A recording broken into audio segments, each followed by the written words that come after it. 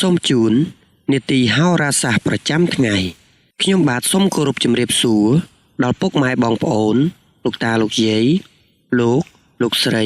អ្នកនាងកញ្ញាគ្រប់មជ្ឈដ្ឋានទាំងអស់និងសូមគោរពជំរាបសួរដល់បងប្អូនដែលរស់នៅឯនាយសមុទ្រដែលតែងតែនិយមតាមដានសន្តាប់និងទស្សនាការទស្សន៍ទាយមើលរាសីឡើងចុះប្រចាំថ្ងៃនៃឆ្នាំទាំង12សម្រាប់ថ្ងៃប្រហ័ស2រោចខែចេឆ្នាំម្សាញ់សប្តស័កពុទ្ធសករាជ2569ត្រូវនឹងថ្ងៃទី12ខែមិថុនាឆ្នាំ2025ជាបន្តបន្ទាប់ទៅនេះសូមធ្វើការតាមដានទស្សនានិងសន្តាប់ការទស្សន៍ទាយឆ្នាំទាំង12តាមលំដាប់លំដោយដូចតទៅឆ្នាំជូតនាមសត្វកណ្ដុរធាតុទឹកពងទេវតាប្រុសរាសីរបស់អស់លោកអ្នកនៅក្នុងថ្ងៃនេះស្រុតចុះគ្រោះកាចអាចនឹងកើតឡើងដោយសារសម្ដីហេតុដូចនេះសូមឲ្យអ្នកមានការពិចារណាឲ្យបានច្រើនមុននឹងចេញវាចាមុននឹងការនិយាយស្ដីទៅកាន់អ្នកដទៃតែចំពោះសេចក្តីស្នេហាវិញគឺគូស្នេហាដូចជាមាននៅភាពប្រងើយកន្តើយបន្តិចបន្តួចគប្បីផ្ដល់ភាពកក់ក្ដៅដល់គ្នាឲ្យបានច្រើនការប្រកបរបររកទទួលទាននានាអាចប្រឈមទៅនឹងការខាតបង់ហើយលៀបសការៈវិញនឹងជួបនៅបញ្ហាខ្វះខាតខ្លាំងឆ្នាំឆ្លូវនាមសត្វគោធាតុដីពងមនុស្សប្រុសរាសីរបស់អស់លោកអ្នកនៅក្នុងថ្ងៃនេះឡើងខ្ពស់ត្រដែតព្រោះទឹកចិត្តរបស់លោកអ្នកប្រកបទៅដោយសេចក្តីរាប់អានច្រើនការធ្វើដំណើរទៅទីជិតទីឆ្ងាយរបស់លោកអ្នក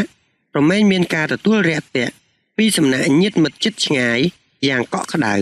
ចំពោះការប្រកបរបររកទទួលទានផ្សេងបានផលបង្គាតែប៉ុណ្ណោះរីឯបញ្ហាសេចក្តីស្នេហាវិញ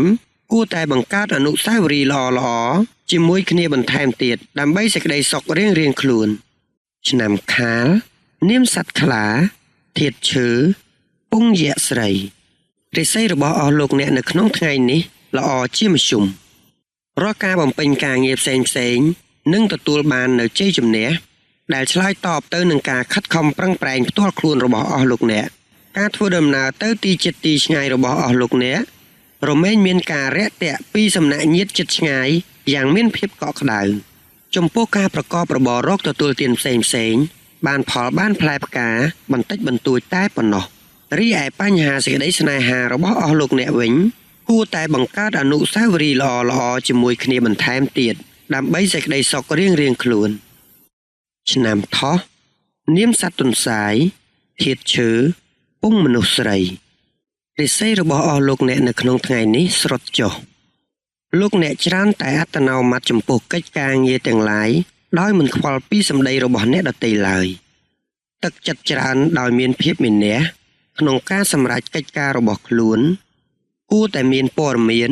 និងការពិចារណាឲ្យបានច្រើនមុននឹងឈានដល់ការសម្រេចចិត្តណាមួយរីឯបញ្ហាសេចក្តីស្នេហាវិញគូស្នេហ៍តម្រូវឲ្យបង្កើននៅការយកចិត្តទុកដាក់ចំពោះគ្នាទៅវិញទៅមកឲ្យបានច្រើនឆ្នាំរោង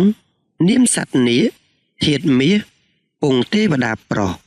រាសីរបស់អស់លោកអ្នកនៅក្នុងថ្ងៃនេះឡើងខ្ពស់ត្រដែត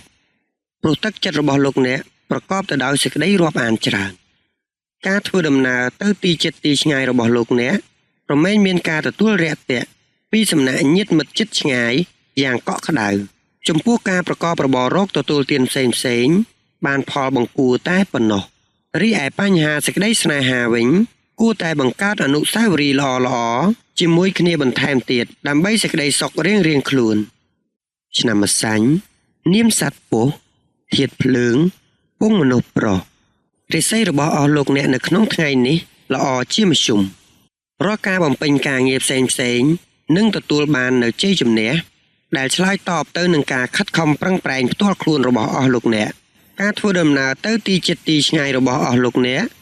រមែងមានការរាក់ទាក់ពីសំណាក់ញាតិជិតឆ្ងាយយ៉ាងមានភាពកក់ក្ដៅចំពោះការប្រកបរបររកទទួលទានផ្សេង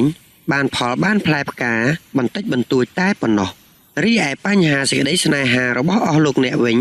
គួរតែបង្កើតអនុស្សាវរីយ៍ល្អៗជាមួយគ្នាបន្ថែមទៀតដើម្បីសេចក្តីសុខរៀងៗខ្លួនឆ្នាំមមីនាមសត្វសេះធាតុភ្លើង ពងទេវតាស្រីរិស័យរបស់អស់លោកអ្នកនៅក្នុងថ្ងៃនេះស្រត់ចុះការធ្វើដំណើរទៅទីជិតទីឆ្ងាយគួរគប្បីមានការប្រយ័ត្នប្រយែងឲ្យបានខ្ពស់លោកអ្នកអាចនឹងបាត់បង់លៀបដោយសារតែសម្ដីបញ្ហាស្នេហាត្រូវមានការយល់ចិត្តនិងអធ្យាស្រ័យចំពោះគ្នាឲ្យបានច្រើននិងជៀសវាងនៅសេចក្តីថ្នាំងថ្នាក់ផ្សេងចំពោះថ្ងៃនេះមិនគួរគប្បីបណ្ដាក់ទុនណាមួយឡើយព្រោះអាចជួបការខាតបង់ទ្រព្យធននិងមានការសោកស្ដាយនៅថ្ងៃក្រោយផងដែរឆ្នាំមមែនាមសត្វពពែធាតុមាសពងទេវតាស្រីរិស័យរបស់អស់លោកអ្នកនៅក្នុងថ្ងៃនេះស្រត់ចុះលោកអ្នកច្រើនតែអត្តនោម័តចំពោះកិច្ចការងារទាំងឡាយដោយមិនខ្វល់ពីសម្ដីរបស់អ្នកដទៃឡើយទឹកចិត្តច្រើនដោយមានភាពមានះក្នុងការសម្រេចកិច្ចការរបស់ខ្លួនគួរតែមានព័ត៌មាននិងការពិចារណាឲ្យបានច្រើនមុននឹងឈានដល់ការសម្រេចចិត្តណាមួយរីឯបញ្ហាសេចក្តីស្នេហាវិញគូស្នេហ៍តម្រូវឲ្យបង្កើននៅការយកចិត្តទុកដាក់ចំពោះគ្នាទៅវិញទៅមកឲ្យបានច្រើនឆ្នាំវោកនាមសត្វស្វាធាតុដែកពងយៈប្រុសរិស័យរបស់អស់លោកអ្នកនៅក្នុងថ្ងៃនេះឡើងខ្ពស់ត្រដែតព្រោះទឹកចិត្តរបស់លោកអ្នកប្រកបទៅដោយសេចក្តីរាប់អានច្រើនការធ្វើដំណើរទៅទីជិតទីឆ្ងាយរបស់លោកអ្នកប្រមែងមានការទទួលរាក់ទាក់ពីសំណាក់ញាតិមិត្តជិតឆ្ងាយយ៉ាងកក់ក្ដៅចំពោះការប្រកបរបររកទទួលទានផ្សេងបានផលបង្គួរតែប៉ុណ្ណោះរីឯបញ្ហាសេចក្តីស្នេហាវិញគួរតែបង្កើតអនុស្សាវរីយ៍ល្អៗជាមួយគ្នាបន្ថែមទៀតដើម្បីសេចក្តីសុខរៀងៗខ្លួនឆ្នាំរកានាមសត្វមាន់ធាតុដីពងយៈប្រុសរិស័យរបស់អស់លោកអ្នកនៅក្នុងថ្ងៃនេះស្រត់ចុះគ្រោះកាចអាចនឹងកើតឡើងដោយសារសម្ដីហេតុដូចនេះសូមឲ្យអ្នកមានការពិចារណាឲ្យបានច្រើនមុននឹងចេញវាចា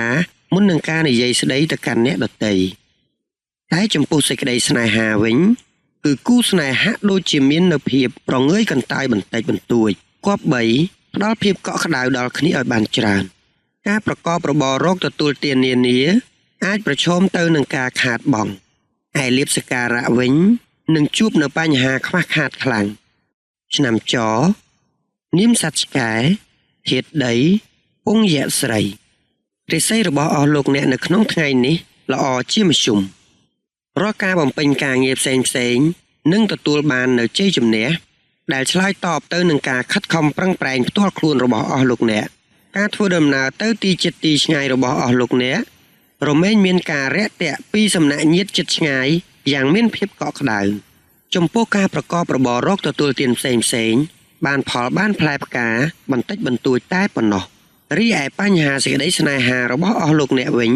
គួរតែបង្កើតអនុស្សាវរីយ៍ល្អៗជាមួយគ្នាបន្ថែមទៀតដើម្បីសេចក្តីសុខរៀងៗខ្លួនឆ្នាំកុលនាមសត្វជ្រូកធាតុទឹកពងមនុស្សស្រីរិស័យរបស់អស់លោកអ្នកនៅក្នុងថ្ងៃនេះឡើងខ្ពស់ត្រដែតព្រោះទឹកចិត្តរបស់លោកអ្នកប្រកបទៅដោយសេចក្តីរាប់អានច្រើនការធ្វើដំណើរទៅទីជិតទីឆ្ងាយរបស់លោកអ្នកប្រមែងមានការទទួលរាក់ទាក់ពីសំណាក់ញាតិមិត្តជិតឆ្ងាយយ៉ាងកក់ក្ដៅចំពោះការប្រកបរបររកទទួលទានផ្សេងបានផលបង្គួរតែប៉ុណ្ណោះរីឯបញ្ហាសេចក្តីស្នេហាវិញគួរតែបង្កើតអនុស្សាវរីយ៍ល្អៗជាមួយគ្នាបន្ថែមទៀតដើម្បីសេចក្តីសុខរៀងៗខ្លួននាទីហោរាសាស្ត្រប្រចាំថ្ងៃនៅពេលនេះក៏បានឈានមកដល់ទីបញ្ចប់ខ្ញុំបាទសូមថ្លែងអំណរអគុណដល់ពុកម៉ែបងប្អូនលោកតាលោកយាយលោកស្រីអ្នកនាងកញ្ញាគ្រប់មជ្ឈដ្ឋានទាំងអស់ព្រមទាំងបងប្អូនដែលរស់នៅឯនេះសមុទ្រដែលបានចំណាយពេលវេលាដ៏មានតម្លៃធ្វើការតាមដានទស្សនានិងសន្តាប់តាំងពីដើមរហូតដល់ចប់ខ្ញុំបាទក៏សូមគោរពជូនពរដល់ពុកម៉ែបងប្អូនលោកតាលោកយាយលោកស្រីអ្នកនាងកញ្ញាគ្រប់មជ្ឈដ្ឋានទាំងអស់ឲ្យជួបតែសេចក្តីសុខសេចក្តីចម្រើនការសម្បត្តិគ្រប់ប្រការធ្វើដំណើរទៅទីកន្លែងណាជួបតែសុខសុវត្ថិភាពទាំងពេលទៅនិងពេលត្រឡប់មកវិញ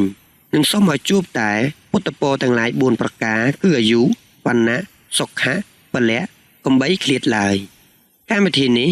នឹងវិលមកជួបពុកម៉ែបងប្អូនលោកតាលោកយាយលោកស្រីអ្នកនាងកញ្ញាសាជាថ្មីនៅថ្ងៃស្អែកម្ដងទៀតតាមពេលវេលានិងម៉ោងដដែលខ្ញុំបាទសូមអរគុណ សូមជម្រាបលា